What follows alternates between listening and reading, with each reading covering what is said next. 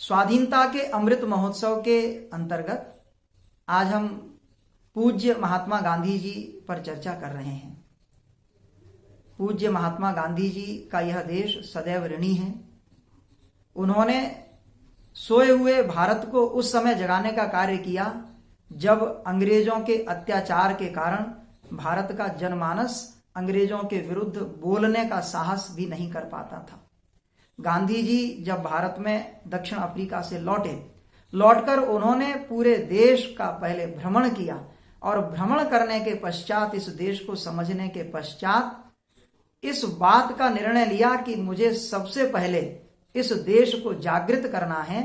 जागृत करने के पश्चात इस देश को अंग्रेजों के विरुद्ध खड़ा करना है। गांधी जी ने देश को जागृत करने के लिए सबसे पहले इस देश के उस वंचित, उस निर्धन व्यक्ति तक पहुंचने का प्रयास किया जो उस समय उपेक्षित सा अपने आप को महसूस कर रहा था, जो यह मानता था कि मेरा स्वाधीनता में कोई योगदान हो सकता है। गांधी जी ने पूरे देश को एक साथ अंग्रेजों के विरुद्ध खड़ा करने में सर्वाधिक सफलता प्राप्त की। गांधी जी की प्रेरणा से हजारों युवक उस समय भारत के आंदोलन में कूद पड़े। मुझे नहीं लगता कि संभवतः एकाधिक कोई भी ऐसा संगठन नहीं होगा जिसका प्रमुख महात्मा गांधी जी का सम्मान न करता हो अथवा महात्मा गांधी जी से प्रेरित न हो। पूज्य गांधी जी एक विराट व्यक्तित्व हैं। आज वे केवल भारत ही नहीं अपितु पूरे संसार के महामानवों में, महापुरुषों में गिने जाते हैं। पूज्य महात्मा गांधी के बारे में विश्व भर के इतिहासकारों ने, साहित्यकारों ने, कवियों ने, लेखकों ने, दार्शनिकों ने इतना लिखा, इतना कहा है कि हम यदि उस पर चिंतन करें, मनन करें तो हमें लगता है कि हम गांधी जी के बारे में बहुत कुछ जान गए हैं। किंतु गांधी जी स्वयं यह कहते हैं कि मेरा जीवन ही मेरा दर्शन है, मेरा जीवन ही मेरा संदेश है। यदि गांधी जी को जानना और समझना है तो गांधी जी के जीवन को समझना पड़ेगा। गांधी जी भारत के ही नहीं अपितु संसार के उन गिने चुने महापुरुषों में हैं जिन्होंने पूरे संसार को प्रभावित किया। यदि हम तुलना करने के लिए 19वीं और 20वीं सदी में दूसरे किसी महापुरुष के चरित्र का अध्ययन करें तो बहुत कम लोग पूरी पृथ्वी पर ऐसे हुए जिन्होंने पूरे विश्व को, विश्व मानवता को प्रभावित किया, उपकार किया और उन्होंने प्रेरित करके अनेक लोगों को उनके जीवन को परिवर्तित करके एक सच्चा मार्ग दिखाया। महात्मा गांधी जी के बारे में संसार के प्रसिद्ध वैज्ञानिक अल्बर्ट आइंस्टीन ने कहा कि आगे आने वाले समय में, आगे आने वाली पीढ़ियों को इस बात पर बड़ा आश्चर्य होगा कि महात्मा गांधी जैसा हाड़ मांस का एक पुतला इस पृथ्वी पर जन्म लिया था और वह प्रत्यक्ष इस धरती पर आया था। अल्बर्ट आइंस्टीन ये कहना चाहते हैं कि आगे आने वाली पीढ़ियां ऐसे दिव्य महापुरुष के जीवन को बहुत आश्चर्य से देखेंगी और वे गांधी जी को ऐसा मानेंगी कि ऐसा व्यक्ति पृथ्वी पर आया नहीं होगा, ऐसी दिव्य आत्मा के रूप में गांधी जी होंगे। एक अल्बर्ट आइंस्टीन ही नहीं, संसार के अनेक विद्वानों ने गांधी जी को लेकर ऐसे ही मत प्रदर्शित किए हैं। गांधी जी को जिसने जिस दृष्टि से देखा, जिस भाव से देखा, गांधी जी उसे वैसे ही दिखाई दिए। किसी के दृष्टि में गांधी जी दार्शनिक हैं, किसी के लिए समाज उद्धारक हैं, किसी के लिए गांधी जी महात्मा हैं और किसी के लिए तो वे केवल एक पूज्य बापू और बापू हैं। गांधी जी समाज में लाखों करोड़ों लोगों के लिए अनेक रूपों में, जिसने गांधी जी को जिस रूप में जानने समझने का प्रयास किया, गांधी जी उसे वैसे ही दिखाई दिए। आज गांधी जी की पुण्य स्मृति में हमारे लिए चिंतन का विषय यह है कि गांधी जी को संसार में इतना उच्च स्थान कैसे प्राप्त हुआ। गांधी जी के पास वह कौन सा विचार था, गांधी जी के पास ऐसा क्या था कि उन्होंने गांधी जी को भारत के एक साधारण मानव से विश्व का महामानव बना दिया। आखिर कौन सी शक्ति थी गांधी जी के पास? जब हम इस बात को ठीक से गहराई से समझने का प्रयास करते हैं तो हमें एक बात समझ आती है कि वह थी भारतीय जीवन दर्शन को, भारतीय जीवन पद्धति को या हिंदू जीवन पद्धति को, हिंदू जीवन मूल्यों को जीकर दिखा देने का संकल्प। जिसे हम भारतीय जीवन पद्धति कहते हैं उसको जीकर दिखाया गांधी जी ने। भारतीय मूल्य क्या है, भारत की जीवन पद्धति क्या है, भारतीय दर्शन क्या कहता है। गांधी जी राम के बिना जीवन की कल्पना नहीं करते। गांधी जी एक बार सर्वपल्ली डॉक्टर राधाकृष्णन जी को संबोधित करते हुए लिखते हैं कि यदि कोई मेरी आंख निकाल ले तो मैं मरूंगा नहीं, कोई मेरे अंगों को काट दे मैं तब भी नहीं मरूंगा, किंतु यदि कोई ईश्वर पर से मेरा विश्वास हटा दे तो समझो कि मैं वहीं मरा पड़ा हूं। यानी गांधी जी कहते हैं कि मैं ईश्वर पर विश्वास करता हूं, मैं 100% आस्तिक हूं। तो भारतीय जीवन पद्धति उस आस्तिक विचारधारा को लेकर गांधी जी चले। सत्य ही ईश्वर है, गांधी जी का यह दृढ़ विश्वास था। गाय, गांव और गीता, इन तीन के बिना गांधी दर्शन को नहीं समझा जा सकता। कुल मिलाकर हम यह कह सकते हैं कि भारतीय जीवन का जो सत्य है, जो अहिंसा है, जो अपरिग्रह है, जो क्षमा है, जो विश्व बंधुत्व है, ऐसा एक भी गुण नहीं है जिसे गांधी जी ने अंगीकृत न किया हो। अतः गांधी जी के महामानव बनने के पीछे यदि कोई सिद्धांत है, कोई रहस्य है, तो वह है भारतीय जीवन मूल्यों को जी लेने का संकल्प। जो भी भारतीय जीवन मूल्यों को, जिन्हें हम हिंदू जीवन मूल्य भी कह सकते हैं, यदि उनको अपनाएगा तो वह महामानव के पद को प्राप्त कर ही लेगा। कुछ लोगों को इस बात में संदेह है, या मैं कहूंगा संदेह नहीं कि संदेह निर्मित किया गया, कि गांधी जी तो एक धर्म विशेष के थे, या गांधी जी की धार्मिक आस्थाएं क्या थी, धार्मिक विश्वास क्या था। गांधी जी ने अपने प्रवचनों में एक नहीं अनेकों बार कहा है। यदि हम गांधी वांग्मय को पढ़ें तो अनेक स्थानों पर गांधी जी के प्रवचनों के उद्धरण मिलते हैं, जब गांधी जी कहते हैं कि मैं सभी धर्मों का सम्मान करता हूं, किंतु सभी धर्मों में मेरा हिंदू धर्म की श्रेष्ठता पर मुझे गौरव है। राम के नाम के बिना तो गांधी जी के जीवन की कल्पना ही नहीं की जा सकती। क्योंकि गांधी जी आस्तिक हैं, क्योंकि गांधी जी हिंदू धर्म को मानते हैं, इसलिए भारत के कम्युनिस्ट और कट्टर इस्लामिस्ट लोगों ने गांधी जी को कभी भी अपना नेता स्वीकार नहीं किया। आम जन के हृदय में गांधी जी विराजित रहे, किंतु गांधी जी के शिष्यों ने क्या किया? क्या गांधी जी के शिष्यों ने गांधी जी के धार्मिक विचारों को अंगीकृत किया? गांधी की सांस्कृतिक परंपराओं पर एक पग भी आगे रखा? गांधी जी कहते हैं कि मैं सर्वाधिक प्रसन्न इस बात से होता हूं जब मैं यह जानता हूं कि मैंने जिन कार्यों में अपना जीवन लगाया, आपने उन कार्यों में कितना योग दिया।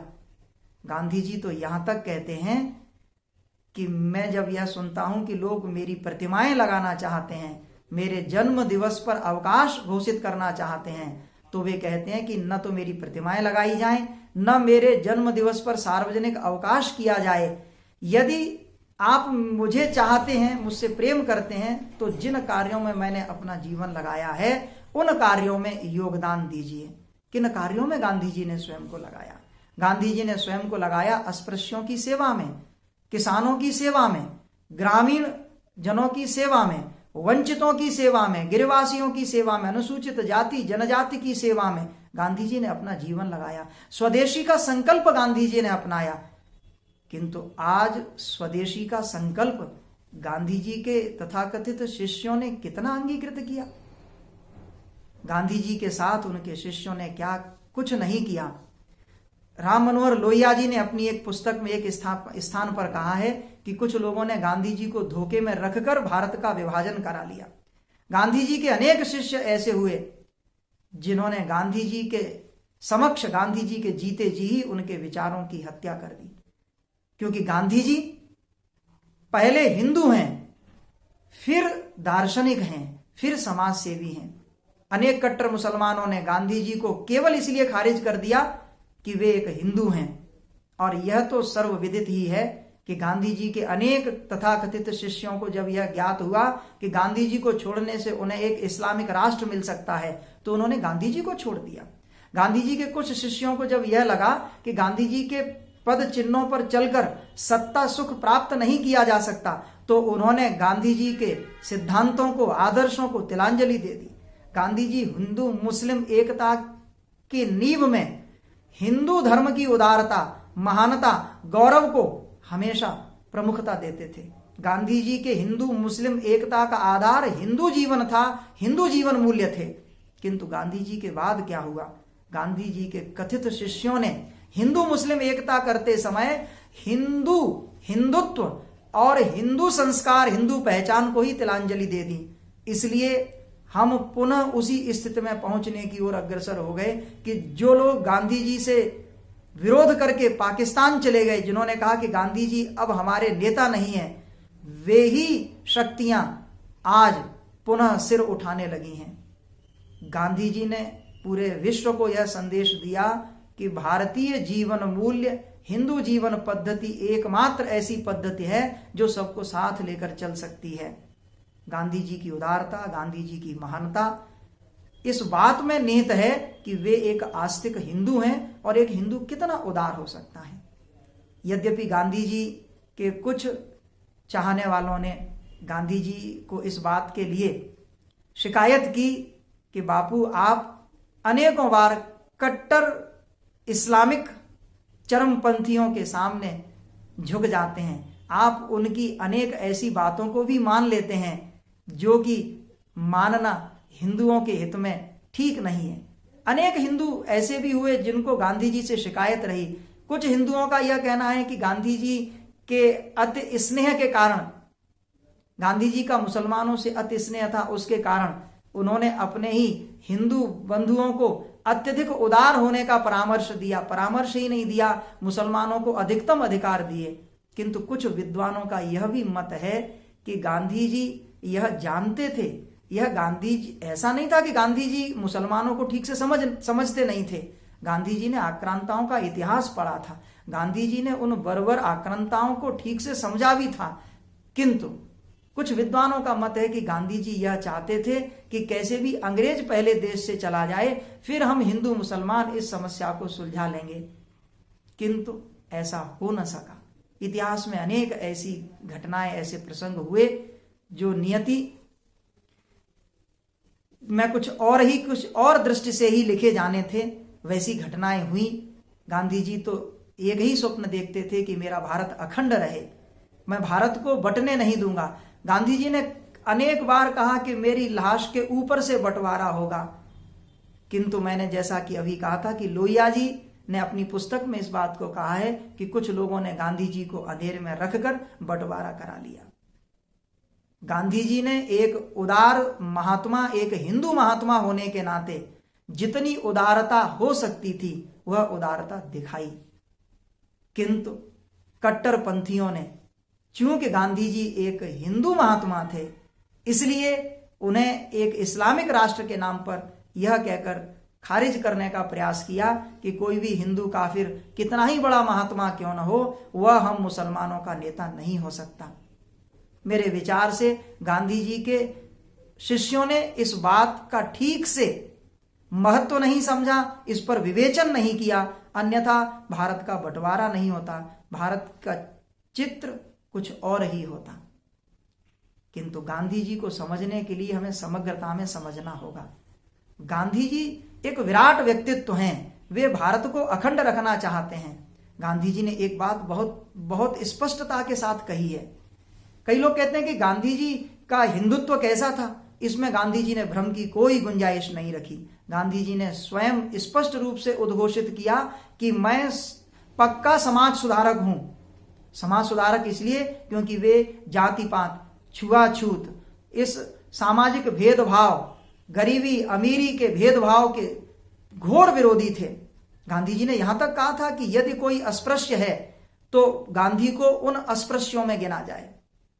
मैं यह बताना चाहता हूं कि गांधी जी इन सभी समाज सुधारक गतिविधियों के बाद इस बात को घोषित करते हैं कि मैं पूरा पूरा समाज सुधारक हूं, किंतु किसी भी आवेश में आकर मैंने हिंदुत्व के मूल सिद्धांतों, मूल तत्वों से के प्रति कोई भी अवमानना नहीं की है। यह था गांधी जी का हिंदुत्व के प्रति विचार। एक हिंदू संत सत्य पर अडिग रहा, एक हिंदू महात्मा ने अपना पूरा जीवन संसार की सेवा में लगा दिया। कुछ पक्ष ऐसे भी हो सकते हैं जिन पर कुछ लोगों की असहमति हो सकती है, किंतु असहमति एक बात है, किसी महापुरुष के जीवन के कुछ एक दो प्रसंगों पर असहमत हो जाने से उस महापुरुष का समग्र मूल्यांकन नहीं हो सकता। गांधी जी के जीवन में जो देश की सेवा गांधी जी ने की, गांधी जी ने स्वतंत्रता के लिए हमारे इस सोए हुए राष्ट्र को जगाने में जो अप्रतिम योगदान दिया, गांधी जी ने गांव की जो सेवा की, गांधी जी ने हिंदू जीवन पद्धति को जीकर दिखाने का जो अद्भुत कार्य किया, उसके लिए गांधी जी सदैव सदैव इस देश के और संसार के प्रेरणा स्रोत रहेंगे। वे सम्माननीय रहेंगे और गांधी जी से करोड़ों लोग प्रेरणा लेते रहेंगे। आज आवश्यकता है कि हम गांधी जी के उन कार्यों का मूल्यांकन करें, और यदि गांधी जी को सच्ची श्रद्धांजलि देना है तो गांधी जी का जो स्वदेशी का भाव था, गांधी जी कहते थे कि स्वभाषा में काम करें, हम अपनी स्वभाषा में काम करें। गांधी जी कहते थे कि स्वदेशी वस्तुओं का उपयोग करें, तो हम भी स्वदेशी का मंत्र जपें। ये गांधी जी कहते थे कि गांव की ओर चलें, सच्चा भारत गांव में बसता है, दीन दरिद्र की सेवा करें। यदि हम गांधी जी को सच्ची श्रद्धांजलि देना चाहते हैं तो स्वदेशी का विचार अपनाएं, गांव की ओर चलें, गीता में अपनी आस्था रखें, गौमाता में अपनी आस्था रखें और गांधी जी को पुनः पुनः अपनी श्रद्धांजलि अर्पित करें। जय हिंद, जय भारत।